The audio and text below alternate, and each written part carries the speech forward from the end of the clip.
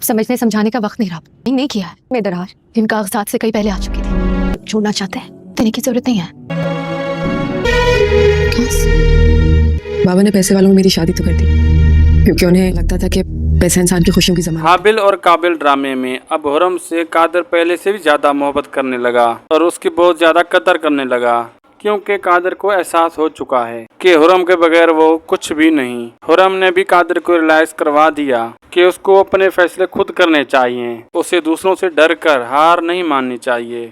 अब कादर इतना स्ट्रांग हो चुका है कि किसी भी उठने वाली उंगली को फौरन हुरम तक पहुंचने से पहले रोक सकता है। इसी वजह से अब हारिस भी फिर बाज नहीं आएगा, उसका हसद तो फिर भी कम नहीं होगा। सोबिया और हारिस अपनी फितरत से कभी बाज आने वाली नहीं। सोबिया और हारिस दोनों एक दूसरे को रिस्पेक्ट करते थे, ठीक ही एक दूसरे को मिले हैं, दोनों ही एक जैसे हैं।